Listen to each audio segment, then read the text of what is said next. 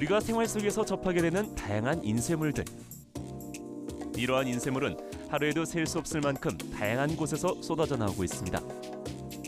하지만 미처 생각하지 못한 생활 속 아주 작은 부분에서도 인쇄 기술이 사용되고 있다는 사실 알고 계셨나요? 우리가 물건을 구매할 때 스치듯 보기만 했던 이것, 바로 라벨입니다.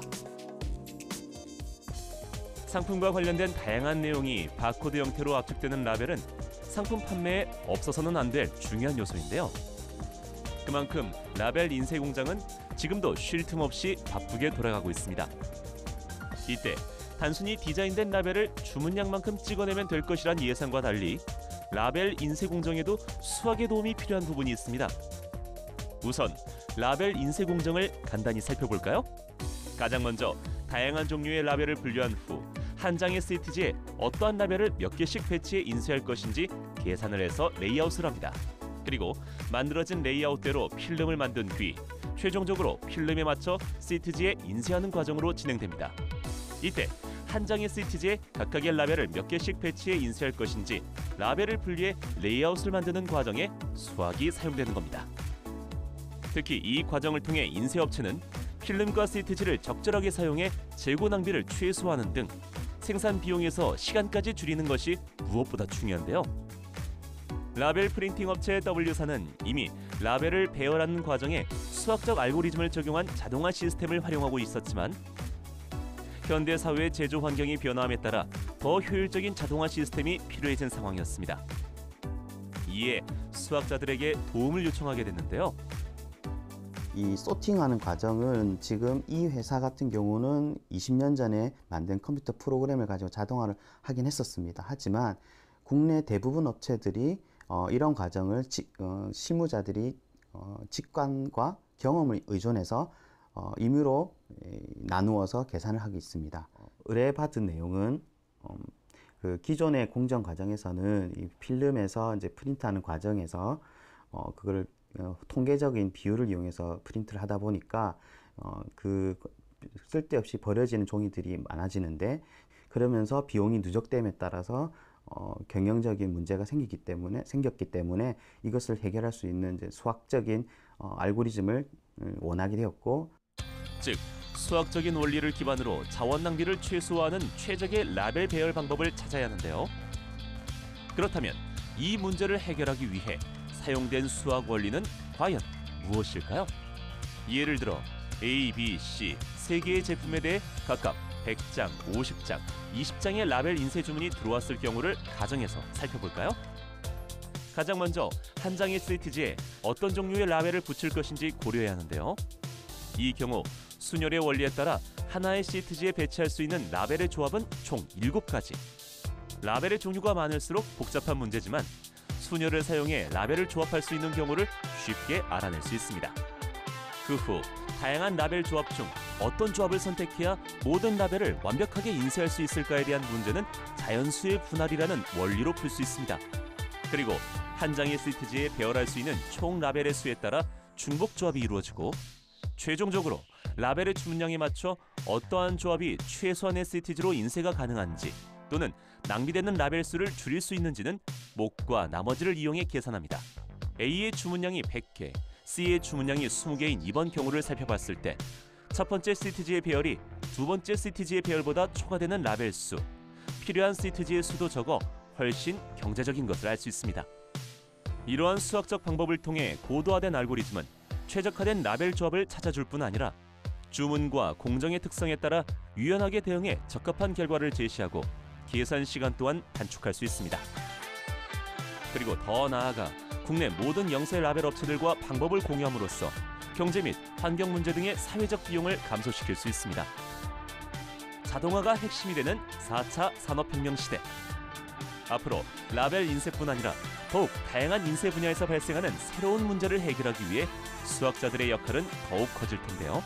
이 4차 산업혁명 넘어가면서 단순 노동에서 이제 그런 수학적인 배경이 있는 고급형 인력이 양성되는 인력으로 이제 변화할 것인데, 그러한 변화 과정의 하나의 바람직한 선례가 될 수 있지 않을까 하는 그런 생각이 있습니다. 왜냐하면 이런 성공 사례들이 이제 4차 산업혁명에 대비한 하나의 선례가 되고 그걸 통해서 저희 이제 수학과 사람들이 이 산업에 이제 많은 공헌할 수 있다라는 것을 이제 증명하는 계기가 될 것이고 그로 인해서 또 선순환으로 또 다른 업체들이 또 의뢰를 받고 또 해결해주고 이러면서 우리 국내 산업계의 혁신이 이루어질 것으로 이제 기대하고 있는 상황입니다. 무심코 지나쳤지만 생활 속에서 꼭 필요한 존재인 라벨. 그리고 이러한 라벨의 효율적인 인쇄를 위해서 철저한 수학적 계산이 뒷받침되어야 한다는 사실. 세상의 문제를 빠르고 정확하게 해결하는 힘. 바로 산업수학입니다. 요즘은 우리가 물건을 구매하고 딱 돌려보면 어떠한 물건이든 책이든 전부 다 이 바코드가 다 찍혀 있잖아요. 이런 모든 것이 다 인쇄의 공정을 거쳐서 이루어진 거죠. 아, 그러니까 뭐 쉽게 말해서 네. 그 인쇄하는 그 시트지 낭비를 막기 위해서 수학이 사용됐다. 오. 뭐 이런 거 아니겠습니까? 정말 오. 깔끔하고 쉽게 잘 그러네요. 설명하셨어요. 사실 얘기하면서도 잘 이해가 안 됐었는데 예, 역시 이리 씨가 지금이라도 이렇게 배우는 자세로 제가 높게 평가해드릴게요. 고마워요. 네. 그래서 시트지에 라벨을 얼마나 경제적이고 효율적으로 붙일 수 있는지에 대해서 우리가 알아보게 된 것인데요. 네. 예전에는 적은 종류의 제품을 다량 생산을 했었는데 이제 4차 산업혁명이 일어난 이후에 사람들의 필요와 욕구들이 많아지다 보니까 네. 여러 종류의 제품을 조금씩 찍게 되었고 그 다음에 세일을 하게 되면 오늘의 금액이 내일의 금액과 또 달라지게 되기 달라지죠. 때문에 그 라벨지의 종류가 워낙 많아지다 보니까 그곳에서 낭비가 일어나는 경우들이 많이 일어나게 되는데요. 이때 어떻게 하면 효율적으로 라벨지를 우리가 인쇄할 수 있을지에 대한 생각을 하게 될 텐데요. 그때 사용되는 수학이 순열이라든지 중복조합이라든지 자연수의 분할이라든지 초등학생들이 하는 목과 나머지라고 하는 부분이 우리가 알면은 그 부분을 이해할 수 있게 되는데 그렇군요. 저희가 영상에서 봤을 때는 A, B, C라고 하는 세 개의 라벨지 중 A와 C라고 하는 라벨지를 어떻게 하면 효율적으로 인쇄할 수 있을까라는 이야기를 나눴었는데 지금 이 시간에는 A, B, C 모두 다 인쇄했을 때 어떻게 효율적으로 할 수 있을지를 한번 해볼까요? 어떨까요? 해보죠. 아, 저한테 얘기한 거 있었어요? 너무 갑자기 들어오셔가지고 당황했어요. 선생님한테 얘기하신 줄 알고. 네. 네, 그래서 그거에 대해서 한번 네. 이야기를 나눠보도록 할 건데요. A와 C라고 하는 라벨지를 우리가 인쇄를 할 때 네. A 라벨지 100장과 C 라벨지 20장을 인쇄하기 위해서 한 시트지에 A 3개와 C 하나로 34장을 우리가 인쇄를 했을 경우 A가 2장이 남고 C가 14장이 남게 되었는데요. 네. 거기에 B라고 하는 라벨을 인쇄하려고 하게 된다면 B는 50장을 원한다고 했으니까 4개의 라벨이 붙어있는 B 시트지를 13장을 인쇄하게 되면 결국에는 2장의 B가 남게 돼요. 이런 식으로 인쇄를 해도 되는데 우리가 여기에서 다른 방법을 생각해 본다면 좀 더 효율적으로 인쇄를 할 수가 있습니다. 네. A를 한 종이에 4개의 라벨지를 넣고 그 다음에 한 시트에 B 3개와 C 하나를 놓게 된다면 A로만 이루어지는 것은 25장, 네. B와 C로 구성되어 있는 건 20장. 그래서 총 45장으로 우리가 모든 라벨지를 인쇄할 수 있어요. 그 전에는 47장이었는데 45장으로. 오, 그리고 그 그러네요. 전에는 라벨 남는 것이 18개였는데 두 번째 방법으로는 B가 10개만 남게 되면서 이런 식으로 효율적으로 진행을 할 수 있게 됩니다. 그런데 앞에 우리가 영상에서 봤었던 것들은 A와 C로 했었었는데 이게 B 하나만 추가됐음에도 불구하고 엄청 복잡해진 것을 알 수가 있죠.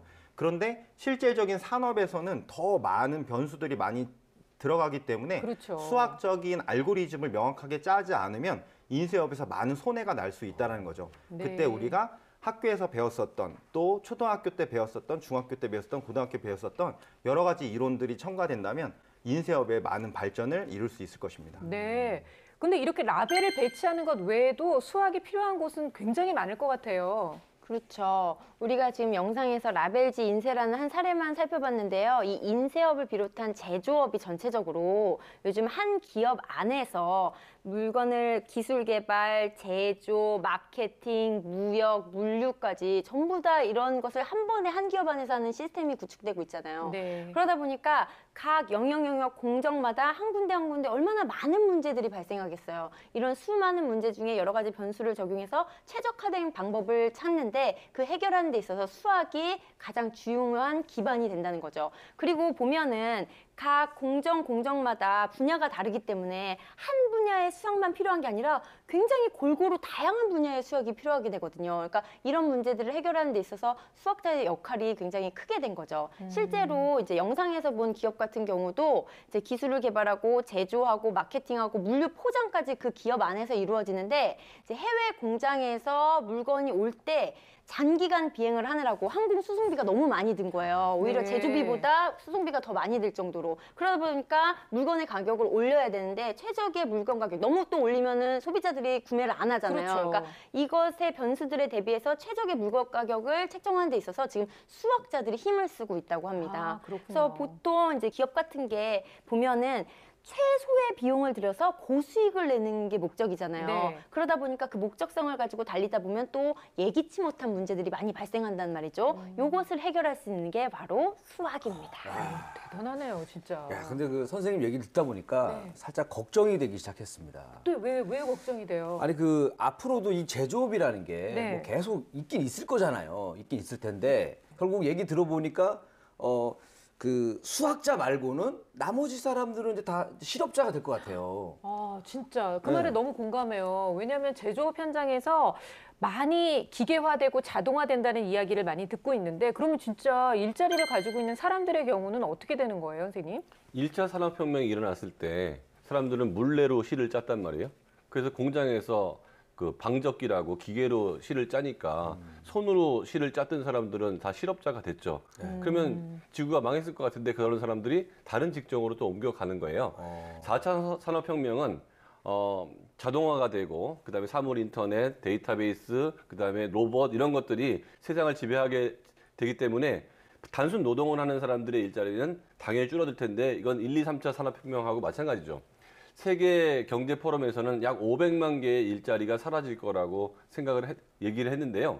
그러니까 일자리가 없어진 만큼 더 부가가치가 높은 새로운 일자리가 많이 생기기 때문에 사람의 삶의 질은 자꾸 높아질 수밖에 없는 거죠. 네. 제조업의 경우도 로봇이 생겼다고 하면 로봇을 만드는 사람, 로봇을 프로그램하는 사람, 그걸 관리하는 사람, 그 로봇을 이용해서 뭔가를 생산하는 사람, 여기 새로운 일자리들이 계속 생기는 거죠. 그렇기도 하겠네요. 그러니까 일자리가 바뀔 뿐이지 순간적으로 실업이 생기지만 이리 씨가 걱정하는 것처럼 지속적인 실업은 발생하지 않을 거라고 판단하는 게 맞을 것 같고요.